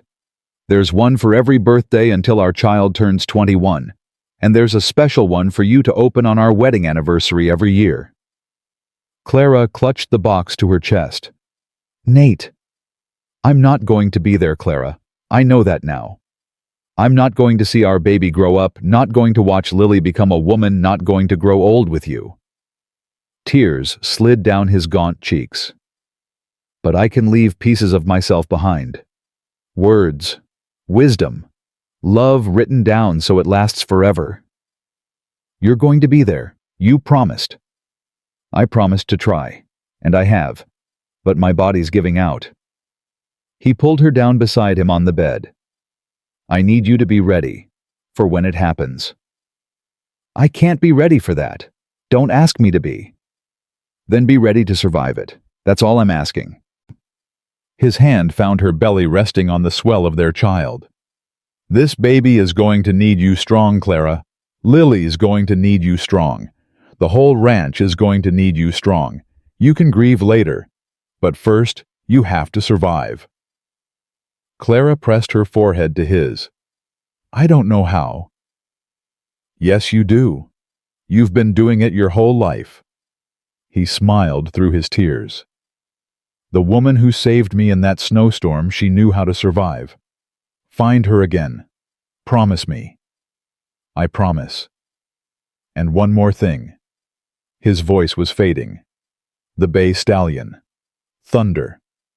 I've been training him for years. Never let anyone else ride him. But he's yours now. He'll protect you, Clara. He knows when someone's trustworthy. Nate, I can barely ride a horse. You'll learn. On Thunder. His eyes drifted closed. Tell him I said you're worthy. Tell a horse you said. Clara laughed despite everything. You're delirious. Maybe, but I'm also right. He squeezed her hand once more. Stay with me, just for a while. Always. She lay beside him, listening to his labored breathing, feeling their baby kick against their joined hands. And she memorized everything: the sound of his heartbeat, the warmth of his skin, the way he whispered her name, even in his sleep. Because soon, memories would be all she had left. The first labor pains came on a cold April morning. Clara was in the study, reviewing cattle contracts, when a sharp cramp seized her belly. She gasped, dropping her pen. Mrs. Callahan. Rosa appeared in the doorway. What's wrong? The baby. I think... Another contraction hit. I think it's time. Rosa's face went pale. But it's too early. You've got 3 more weeks. Tell that to the baby. The next hours blurred together in a haze of pain and fear. Dr. Hayes came as quickly as he could, but the contractions were already coming fast. Clara gripped Rosa's hand, biting back screams, trying to breathe through waves of agony that threatened to drown her. I need to see Nate. She gasped between contractions. You can't be moved, Senora. Then bring him to me. He's too weak. I don't care. Bring him, now. Samuel carried Nate into Clara's bedroom, wheelchair and all. He was barely conscious, his skin gray and waxy, but his eyes found Clara's face and stayed there. I'm here, he whispered. I'm right here. Don't you dare leave before this baby comes. Clara's voice was fierce despite her pain. You promised Nate Callahan. You promised. I remember. His hand reached for hers across the gap between the wheelchair and the bed. Their fingers intertwined. I'm not going anywhere. The labor stretched on through the afternoon and into the evening. Clara pushed and screamed and prayed, her entire world narrowed to the impossible task of bringing new life into being. And through it all, Nate held her hand. "You're so strong," he kept saying. "So brave. Just a little more. Just a little longer." "I can't." "You can. You're Clara Callahan. You can do anything." When the baby finally came slipping into Dr. Hayes' waiting hands, the first sound was silence. Clara's heart stopped. Why isn't it crying? Why isn't... Then a wail, strong and lusty and full of life. "It's a boy," Dr. Hayes announced. "A healthy baby boy." Clara collapsed against the pillows, sobbing with relief. Rosa took the baby, cleaned him, wrapped him in soft blankets. "Give him to his father," Clara whispered. "Please." Samuel moved the wheelchair closer. Rosa placed the tiny bundle in Nate's arms. For a moment, nothing existed except that man and that child. Nate stared down at his son with an expression of wonder so pure it took Clara's breath away. "Hello," he said softly. "I'm your daddy." The baby's eyes opened gray like his father's. He stared up at Nate without fear, without crying, as if he recognized the man holding him. "He's perfect," Nate's voice broke. "Clara, he's absolutely perfect. He looks like you. Poor kid." But Nate was smiling through his tears. "What should we call him?"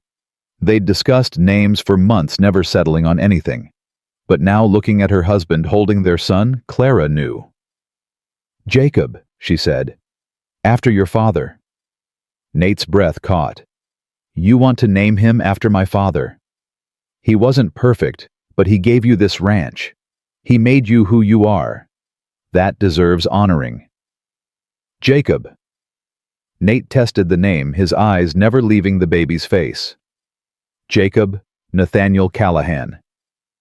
Jacob Nathaniel Callahan. Clara reached out to touch her son's tiny hand. "Our legacy." They stayed like that for hours, the three of them, a family complete for the first and only time. Lily came in eventually, her eyes wide with wonder at her new baby brother. Martha sat in the corner, unable to see, but listening to every sound with tears streaming down her face. And Nate held his son like he would never let go. But Clara could see the cost. Each moment, each heartbeat was draining what little strength he had left. His face grew grayer, his breathing more labored. He was burning the last of himself to stay in this moment. "You need to rest," she said gently. "Not yet. Just a little longer." "Nate, please." His eyes met hers, and she saw everything there: love, fear, desperation, acceptance. "Let me have this. Just a little longer." She didn't argue. At midnight, with Jacob sleeping peacefully in his cradle and Clara dozing beside the bed, Nate spoke. "Clara."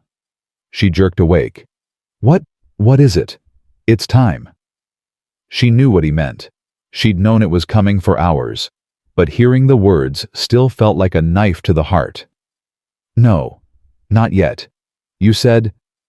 "I said I'd meet our son. I did." His smile was peaceful, accepting. "I kept my promise." "You promised to hold on." "I've been holding on for months. For you, for Jacob, for Lily." He reached for her hand. "But I can't anymore, Clara. My body's done. Please." She was crying now, great heaving sobs that shook her whole body. "Please don't leave me." "I don't want to. God knows I don't want to." Tears slid down his own cheeks. "But some things aren't ours to choose." "I love you. I love you so much. You can't go when I just figured out how much."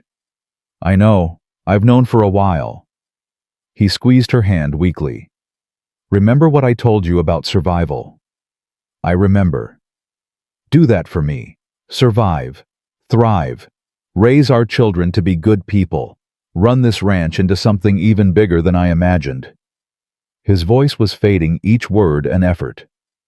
"Live, Clara. Live enough for both of us." "I will. I promise." "And find love again someday. When you're ready. Don't close your heart just because I broke it. Nate, promise me. She pressed his hand to her lips. I promise. Good. His eyes were closing. That's good. Nate, wait. Stay with me. Just a little longer. I can't. The words were barely a breath. But I'll be watching. I'll always be watching. Don't go. I love you, Clara Callahan. More than words can say. I love you too. I love you too. His eyes opened one last time, finding hers with an effort that seemed to cost him everything. And he smiled that real smile she'd only seen a few times, the one that lit up his whole face. Worth it, he whispered. You were worth it all. His hand went limp in hers. His chest stopped rising. And Nathaniel James Callahan, the man who'd given her everything, slipped away. Clara screamed.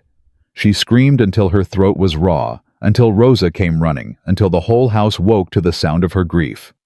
She clutched Nate's body and refused to let go, refused to accept that he was gone, refused to exist in a world without him. Samuel had to physically pull her away so Dr. Hayes could examine the body. She fought him, scratched and kicked and bit until Rosa pressed baby Jacob into her arms. The baby was crying, and something in Clara broke through the grief, some survival instinct, some maternal force stronger than her own destruction. She held her son close and let the tears fall silently now. I'm here, she whispered, echoing Nate's words. I'm right here. The next days passed in a fog. They buried Nate on a hillside overlooking the ranch next to a spot he'd once told Clara he wanted to rest forever. The whole territory came to pay respects, ranchers and townspeople, and even some of the same folks from Willow Creek who'd refused to help him that first day. Clara accepted their condolences numbly. She stood at the graveside in her black dress holding Jacob in one arm and Lily's hand with the other, and listened to Reverend Patterson speak words that meant nothing. Ashes to ashes, dust to dust. Dust. That's all any of them were in the end. Dust and memories and love that lingered after the body was gone. When everyone left, Clara stayed. I don't know how to do this without you, she said to the fresh mound of earth. I know I promised to survive. I know I said I'd be strong. But right now, all I want to do is crawl into that grave with you. The wind blew cold across the hillside. Clara pulled Jacob closer to her chest. But I can't. Because of him. Because of Lily. Because of everyone depending on me.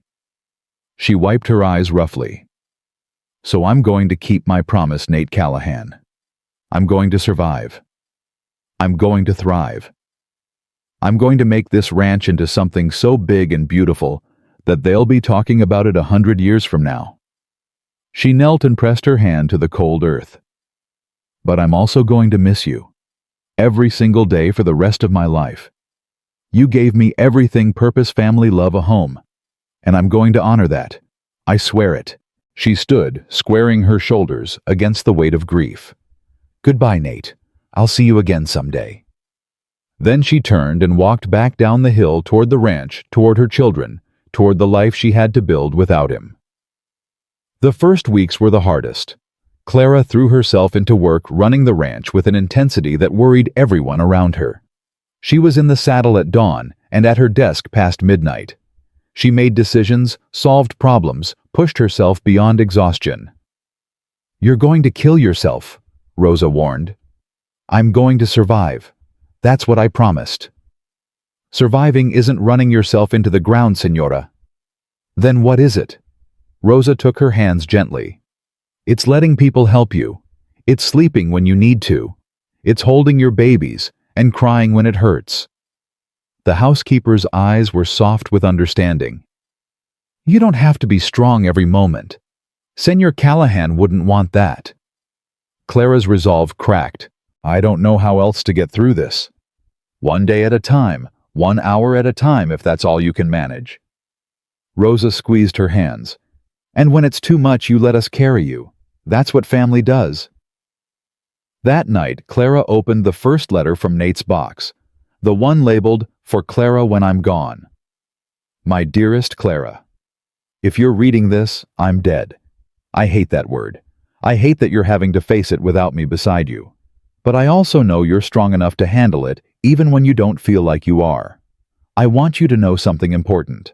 When I proposed to you that day in my study, I was looking for a business arrangement, a vessel for my heir, a means to an end. I was an arrogant fool who thought he could reduce marriage to a transaction. But then I got to know you. Your fierce heart, your stubborn courage, your capacity for love, even when you'd been given every reason to close yourself off from it. You didn't just give me an heir, Clara. You gave me a reason to want to live when I'd already accepted death. You made my final months into a gift instead of a sentence. I love you. I've loved you since that night you stood in my study and demanded conditions for our arrangement. I knew then that I'd chosen someone special. I just didn't know how special. Take care of our children. Take care of our ranch. Take care of yourself. And know that wherever I am, whatever comes after this life, I'm grateful. For you. For us. For every precious moment we had together. Yours forever, Nate. Clara read the letter 3 times, tears streaming down her face. Then she folded it carefully, pressed it to her heart, and let herself cry, really cry for the first time since the funeral. When the tears finally stopped, something had shifted inside her. Not healed. She would never fully heal from losing Nate. But something softer, gentler. An acceptance that grief and love could coexist. That missing him didn't mean she was broken. That surviving was its own form of honoring what they'd shared.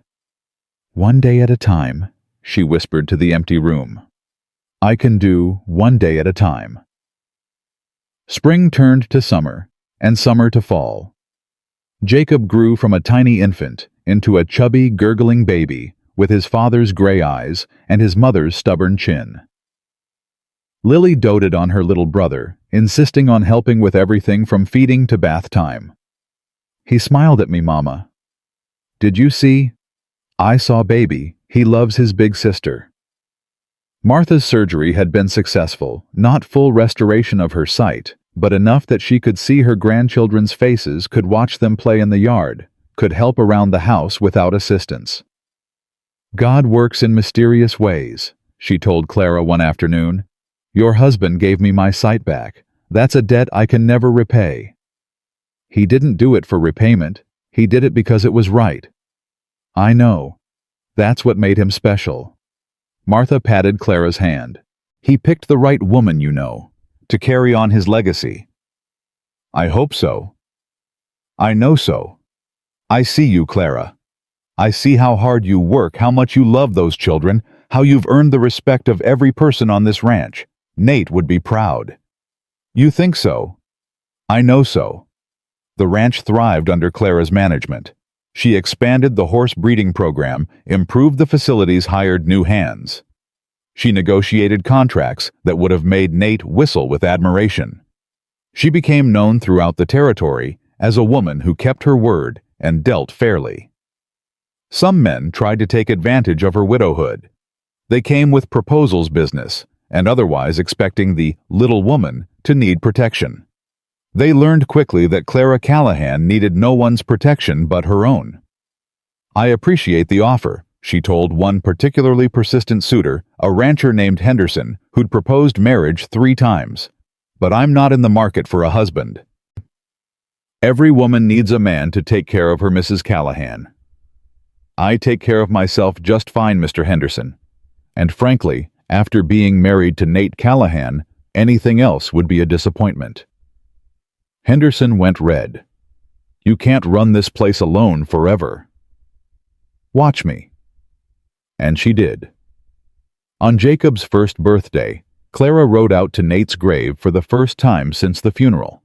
She'd been avoiding it, afraid the grief would swallow her whole if she went back. But Samuel had encouraged her. He'd want you to visit Mrs. Callahan. Talk to him. It helps. So she went, carrying Jacob on her hip, leading Lily by the hand. The grave was well maintained. Samuel had been coming weekly to tend it. Fresh flowers sat in a jar beside the headstone. Happy birthday to our son, Clara said quietly, settling Jacob on the grass. He's walking now. Can you believe it? Your boy is walking. Jacob toddled toward the headstone, slapping his small hands against it with delighted babbling. He knows, Lily said solemnly. He knows that's his daddy. Maybe he does. I tell him stories about Mr. Nate every night, so he won't forget. Clara's throat tightened. That's very thoughtful, baby. I don't want him to forget. Mr. Nate was the best daddy I ever had. What about your real daddy, Thomas? Lily was quiet for a moment. I don't remember Thomas. I was too little. But I remember Mr. Nate. He played with me and read me stories and let me name a horse. Her voice wobbled. I miss him, Mama. I miss him too, baby. Clara pulled her daughter close. Every single day. They stayed at the grave for an hour, talking to Nate about everything that had happened since he'd gone. The funny things Jacob did. Lily's progress in school. The new foal born last month. Ranch gossip and business deals and small, ordinary moments of life.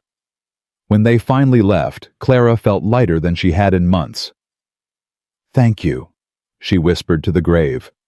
For everything. The wind rustled through the grass, and Clara could have sworn she heard Nate's voice on it. Worth it. You were worth it all. That night she opened Nate's letter for Jacob's first birthday. My son. You're 1 year old today. I wonder if you're walking yet. I wonder what your first word was. I wonder if you have your mother's spirit, or my stubbornness, or some combination of both that will drive everyone crazy. I wish I could be there to find out. But since I can't, let me tell you something important. You come from a line of fighters. Callahan men don't give up even when the odds are against them, even when it would be easier to quit. We dig in. We push through, we find a way. But you also come from your mother. And Clara Callahan is the strongest person I've ever known. She survived poverty and loss, and a husband who didn't deserve her. She's going to raise you to be good and kind and brave. She's going to teach you things I never could. Listen to her. Trust her. And when you're old enough, tell her thank you for me. I love you, son. I've loved you since before you were born. And wherever I am, I'm watching you grow. I'm proud of you already. Happy birthday. Your daddy. Clara folded the letter and added it to the growing collection she was keeping for Jacob. Someday, when he was old enough, she'd give them all to him. Let him know the father he'd never really known. But for now, she tucked the box away and went to check on her sleeping children. Tomorrow would bring new challenges, new problems to solve, new moments to survive. But tonight, Clara Callahan was at peace. She'd kept her promises. All of them. And somehow, impossibly, she was learning to live again. 3 years passed like water through fingers too fast to hold, too precious to waste. Jacob grew from a toddling infant into a spirited boy with his father's gray eyes and his mother's fierce determination. At 3 years old, he was already trying to climb onto horses, already demanding to help with chores, already asking questions that made Clara's heart ache with memories of Nate. Mama, why did Daddy die? Clara set down her coffee cup, steadying herself. They'd had this conversation before, but each time it cut fresh. Because his body got sick, baby. Real sick. And sometimes bodies can't get better no matter how much we want them to. Was he sad to go? A little. But he was also happy because he got to meet you first. Jacob considered this with the serious expression that reminded Clara so much of Nate. I wish he could see me ride Thunder. Clara's breath caught. Thunder, Nate's stallion, the one he'd said would protect her. The horse had refused to let anyone ride him since Nate died, growing wild and temperamental. But he always came to the fence when Jacob approached, letting the small boy pat his nose and feed him apples. Someday, baby. When you're bigger. Promise? I promise. Lily was 9 now, tall for her age, and sharp as a tack. She'd taken to ranching like she was born to it, following Samuel around and peppering him with questions about horses and cattle and land management. "She's got her stepfather's mind for business," Samuel told Clara one afternoon. "And her mother's spine. That girl's gonna be something special." "She already is." Martha had passed the previous winter peacefully in her sleep with Clara holding her hand. The loss had reopened old wounds, but Clara had weathered it better than she'd expected. Grief, she was learning, didn't destroy you. It changed you, made you stronger in the broken places. The ranch had doubled in size under Clara's management. She'd bought out 2 neighboring spreads when their owners retired, expanding the horse breeding operation into one of the largest in Texas. People came from as far as California to buy Callahan horses now. "You've built something remarkable," Judge Morrison told her at a territorial meeting. The same judge who'd once appointed a trustee to oversee her affairs now sought her advice on land disputes. Nate would be proud. "I hope so. I know so. The man had good instincts. He proved that when he chose you." But success came with costs. Clara worked constantly, driven by a need to prove herself that she couldn't quite shake. She'd turned down 3 more marriage proposals, unable to imagine letting anyone into the space Nate had occupied. "You're still young," Rosa reminded her. "Too young to spend the rest of your life alone." "I'm not alone. I have my children." "That's not the same, and you know it." "It's enough." But late at night, lying in the bed she'd shared with Nate, Clara wondered if that was true. She missed being held, missed having someone to share her worries with, her triumphs, her fears. She missed the simple intimacy of waking up beside another person. "Find love again," Nate had told her. "When you're ready." Maybe she'd never be ready. Maybe that was okay too. The trouble came without warning on a hot July afternoon. Clara was in the barn checking on a pregnant mare when Samuel came running. "Mrs. Callahan, there's men at the gate. They say they're from the railroad." Her blood went cold. The railroad had been buying up land across Texas for months, sometimes fairly, sometimes not. Ranchers who refused to sell often found themselves facing mysterious fires, stolen cattle, intimidation. "How many?" "6, armed." Clara grabbed her rifle from the wall. "Get the men together. Nobody does anything unless I say so." She walked out to meet the railroad men with her rifle cradled in her arms and murder in her eyes. The leader was a slick-looking man in a city suit too clean for the dusty ranch road. He smiled when he saw her, the kind of smile that made Clara want to spit. "Mrs. Callahan, I presume?" "That's right. And you're trespassing. Now, no need for hostility." He held up his hands in mock surrender. "I'm just here to make you an offer." "I'm not selling." "You haven't even heard the price." "Don't need to. This land isn't for sale." The man's smile tightened. "Mrs. Callahan, the Texas Pacific Railway is coming through this valley whether you like it or not. The only question is whether you profit from it or get run over." "Is that a threat?" "It's a fact. We've bought every spread between here and Austin. You're the last holdout." He stepped closer, his voice dropping. "Sell now and walk away rich. Refuse, and things might get complicated." Clara leveled her rifle at his chest. "Let me tell you something about complicated. My husband built this ranch from nothing. He died in my arms fighting to protect it. I've survived poverty, loss, legal battles, and a man far more dangerous than you." She stepped forward, watching him flinch. "So you can take your railroad and your threats and shove them straight to hell. This land is Callahan land. It will be Callahan land when I'm dead and buried. And if you or anyone else tries to take it, I will burn your entire operation to the ground. Are we clear?" The man's face went pale. He looked past her at the assembled ranch hands, 24 men all armed, all watching with hard eyes. "You're making a mistake," he said weakly. "No, you're the one who made a mistake. Coming onto my property, threatening my family." Clara smiled, and it wasn't pleasant. Now get off my land before I have my boys escort you off." He left. But Clara knew it wasn't over. That night she called a meeting in the main house. "The railroad's not going to give up," she told her senior hands. "They've got money lawyers, politicians in their pocket. They'll be back." "What do we do?" Hank asked. "We fight, same as always." Clara spread a map across the table. "First, I want guards posted around the clock. Nobody comes onto this property without us knowing. Second, I'm riding to Austin tomorrow to talk to the governor. I've got friends now, people who owe me favors. Time to call them in." "You think the governor will help?" "I think the governor likes staying governor. And the ranchers in this territory vote." She looked around the table. "This ranch survived Dalton Callahan. It'll survive the railroad too, but I need all of you with me." One by one the men nodded. "We're with you, Mrs. Callahan," Samuel said, "till the end." "Then let's get to work." The fight with the railroad lasted 18 months. They came at Clara from every angle. Legal challenges, price manipulation, attempts to block her access to markets.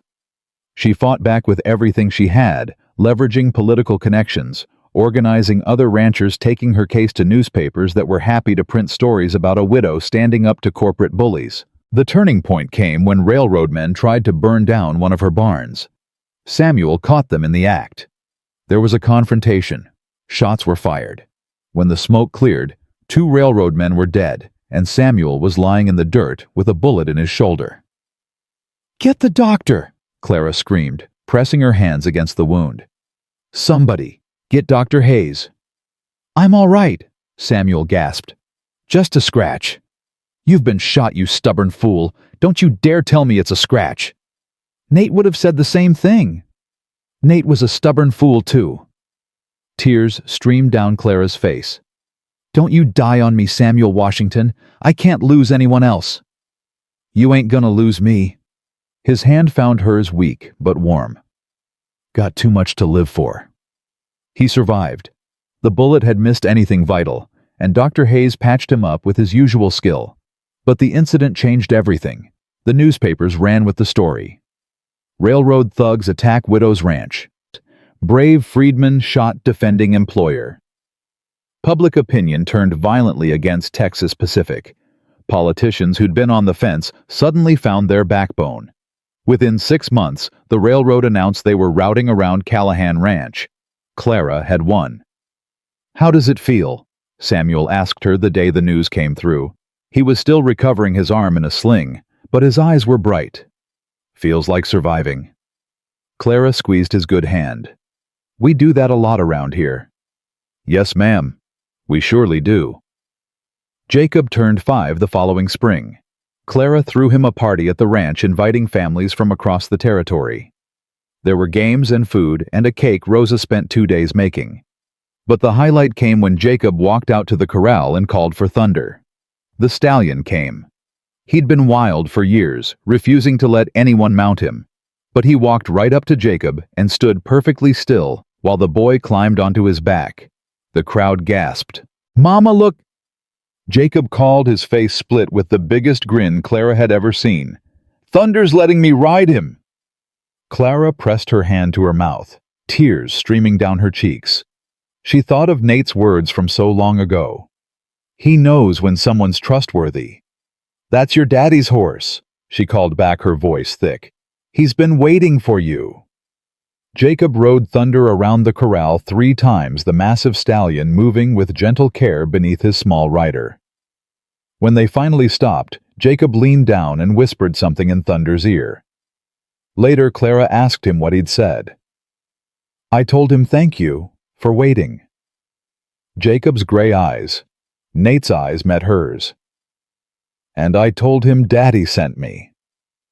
Clara pulled her son into her arms and held him tight. "Yeah, baby," she whispered. "I think he did." On Jacob's 7th birthday, Clara opened the letter marked for that year. "My son, 7 years old. I can hardly imagine it. Are you tall like your mother? Stubborn like me? I hope you're both. By now, you're old enough to understand some things about life, about loss, about what it means to carry a legacy on your shoulders. I want you to know that being a Callahan isn't about the ranch or the money or the name. It's about how you treat people. It's about standing up for what's right even when it's hard. It's about loving fiercely and fighting for the things that matter. Your mother taught me that. I hope she's teaching you too. There's something else I want you to know. I made a lot of mistakes in my life. I hurt people. I let my pride get in the way of my heart. I almost died alone because I was too scared to let anyone in. But then I met Clara, and she changed everything. Don't be like I was, son. Don't wait until you're dying to figure out what really matters. Love people now. Tell them how you feel. Build something worth protecting. And take care of your mother. She's carried more weight than anyone should have to. Let her know she's not alone. I love you, Jacob. I've loved you since before you existed. And wherever I am, I'm proud of the boy you're becoming. Happy birthday. Your daddy. Jacob read the letter 3 times, then carefully folded it and placed it in the wooden box where he kept all of his father's letters. He really loved you, he told Clara that night. He says it in every single letter. I know, baby. Did you love him too? More than I knew how to say. Is that why you never got married again? Clara paused. It was the first time Jacob had asked her directly about that. I suppose so, she said carefully. It's hard to imagine loving someone else the way I loved your daddy. But he told you to write. In his letter, he said you should find love again. You read that. It's in the one for your anniversary. You left it on the desk last year. Jacob's eyes were serious, too old for his young face. Mama, are you happy? The question caught Clara off guard. What do you mean? I mean, you work all the time. You never do anything fun. You're always worried about the ranch or about me and Lily. But are you happy? Really happy? Clara looked at her son, this small person with his father's wisdom and her own fierce heart, and felt tears prick her eyes. I'm happy enough, she said softly. That's not the same as happy. No, she admitted. I suppose it's not. The following month, a new veterinarian arrived in the territory. His name was Nathaniel Porter, a quiet man in his late 30s who'd moved from back east after his wife died of fever. He was good with horses, better than good, almost magical, in the way animals responded to him. Clara hired him to tend the Callahan stock without thinking much about it. But then she started noticing things. The way he smiled when Jacob asked endless questions about horse anatomy. The way he brought Lily books about veterinary medicine when he learned she was interested. The gentle patience in his voice when he explained treatments to the ranch hands. The way he looked at Clara when he thought she wasn't watching. He likes you, Rosa observed one afternoon. Don't be ridiculous. I'm not being ridiculous. I'm being observant. The housekeeper's eyes were knowing. And you like him too. Don't deny it. I barely know him. You barely knew Senor Callahan when you married him. That was different. Was it? Clara didn't have an answer. Daniel asked her to dinner 2 months later. Just dinner, he clarified quickly, his face flushing. Nothing improper. I enjoy your company, Mrs. Callahan. I'd like to get to know you better. Clara's first instinct was to refuse, but then she remembered Nate's letter, his voice in her head. Find love again, when you're ready. All right, she heard herself say. One dinner. One dinner became 2. 2 became a regular occurrence. They talked for hours about horses, about their lost spouses, about the challenges of raising children alone. Daniel was kind and intelligent, and never once tried to pressure her into anything more than she was ready to give. I know I'm not Nate, he told her one evening after dinner. I'm not trying to replace him. No one could. I know, but I care about you, Clara. You and Jacob and Lily. I care about all of you. He took her hand gently. If you ever want more than friendship, I'm here. If you don't, I'm still here. Either way, you don't have to be alone. Clara looked at this man, this patient, gentle man who'd never demanded anything from her, and felt something shift inside. Not the wild, desperate love she'd felt for Nate, but something quieter, steadier, a possibility she hadn't let herself imagine. "I need time," she said. "Take all the time you need. And I need to ask my children." Daniel smiled. "That seems right." She asked them that weekend. Lily was immediately enthusiastic. "Mr. Porter is wonderful. He gave me a book about horse surgery, and he explained how to set broken bones, and he says I could be a veterinarian someday if I wanted." "And how do you feel about me spending more time with him?" "I think you should marry him." Lily's voice was matter-of-fact. "You smile more when he's around." Jacob was quieter. He sat on his bed holding one of Nate's letters, his face unreadable. "Baby." Clara sat beside him. "What are you thinking? Daddy said you should find love again." "He did." "And you love Mr. Porter?" "I don't know yet. I might someday. Is that okay with you?" Jacob was silent for a long moment. Then he looked up, and Clara saw Nate in his eyes, really saw him, the strength and the wisdom and the love. "Daddy would want you to be happy," Jacob said. "Not just happy enough, really happy. What about you? What do you want?" "I want you to smile like you used to, when Daddy was alive." Jacob's voice trembled. "I miss that smile, Mama." Clara pulled him into her arms. "I miss it too, baby. I miss it too." "Then maybe you should let Mr. Porter try to bring it back." Clara married Daniel Porter on a warm October afternoon, 2 years after their first dinner. The ceremony was small, just family and close friends gathered on the hillside beside Nate's grave. Clara had insisted on that. She wanted Nate to be present somehow, part of this new chapter. "I hope you don't mind," Daniel said quietly as they stood before the preacher. "Mind what?"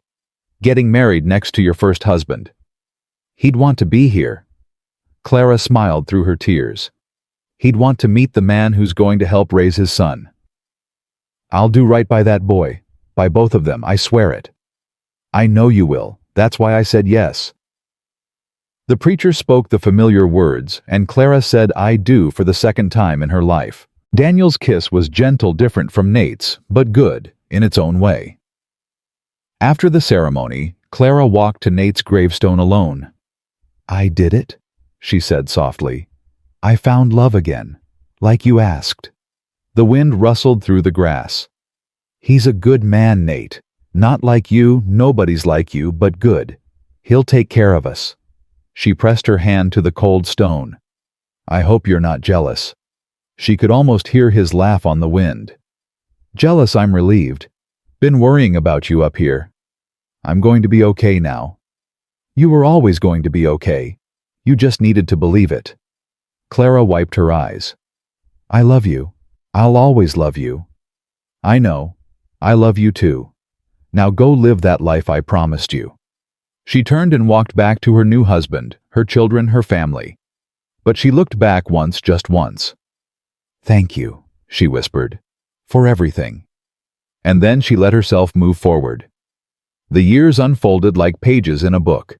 Jacob grew into a young man, tall and strong, with his father's gray eyes and his mother's fierce heart.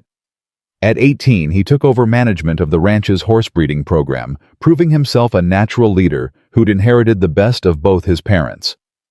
"You've done well," Clara told him on his 21st birthday, handing him the final letter from Nate's box. Jacob read it with tears streaming down his face. "My son, 21 years old, a man now by any measure. And if you're reading this, I've been gone for most of your life. I hope that hasn't been too hard. I hope your mother found happiness again. I hope the ranch is thriving, and the horses are strong, and you've become everything I dreamed you'd be. This is my last letter to you. There's nothing more I can say from beyond the grave. The rest of your life is yours to write. But I want you to know one thing before I go. The day you were born, I held you in my arms and felt something I'd never felt before. Purpose, completeness. Like my whole life had been leading to that moment. I was dying, son. I had hours left. But holding you, looking into your eyes, I wasn't afraid anymore. Because you were proof that my life had meant something. that I'd created something beautiful that would outlast me. You are my legacy, Jacob. Not the ranch, not the money. You, the man you'll become, the life you'll live, the children you'll have someday. Make it count. I love you. Your daddy. Jacob folded the letter carefully and looked at Clara. He was right, you know. About what? About you. About all of it. Jacob pulled her into an embrace. You made his last wish come true, Mama. You raised me to be good. You kept his legacy alive. You did everything he asked and more. I just did my best. That's all any of us can do. Lily became the territory's first female veterinarian studying back east before returning to run an animal hospital that served half of Texas. She never married, claimed she was too busy with her work, but Clara suspected the truth was different, that Lily had seen what love could cost and decided the price was too high. Daniel was a good husband. Not perfect, but good. He loved Clara faithfully, raised Jacob as his own, supported her in everything she did. When he died of a heart attack at 68, Clara mourned him sincerely. But it wasn't the same as losing Nate. Nothing would ever be the same as losing Nate. On her 70th birthday, Clara rode out to the hillside grave one last time. Her bones ached. Her hands trembled on the reins. She shouldn't have made the journey alone, and Rosa would have scolded her if she'd known. But some things a woman had to do herself. She dismounted slowly, tethered her horse, and walked to the familiar headstone. Nathaniel James Callahan, beloved husband and father. Hello, my love. The wind was gentle today, carrying the smell of wildflowers and fresh grass. Clara lowered herself onto the ground beside the grave, her knees protesting. Jacob got married last month. Did you see beautiful woman named Sarah, smart as a whip? They're expecting their first child in the spring. Clara smiled. You're going to be a grandfather, Nate. Can you believe it? She talked for hours telling him everything that had happened since her last visit. The ranch news, Lily's latest achievements, the silly things her great nieces and nephews said. Small, ordinary moments of a life well lived. I've been thinking a lot lately, she said finally, about how we started, that desperate bargain in your study. You needed an heir. I needed to survive. Neither of us expected what came next. She traced his name with her finger. But what came next was everything. Love, family, purpose. A life I never dreamed I'd have. Her voice cracked. You gave me that, Nate. With your impossible proposal, and your stubborn heart, and your refusal to give up even when you were dying. Tears slid down her weathered cheeks. I kept my promises. All of them. I survived. I thrived. I raised our son to be a good man. I protected this ranch through everything they threw at me. I found love again like you asked. I lived enough for both of us. She looked up at the sky, imagining she could see him somewhere beyond the clouds. But I'm tired now. Tired in a way that sleep can't fix. And I think it's almost time for me to come find you.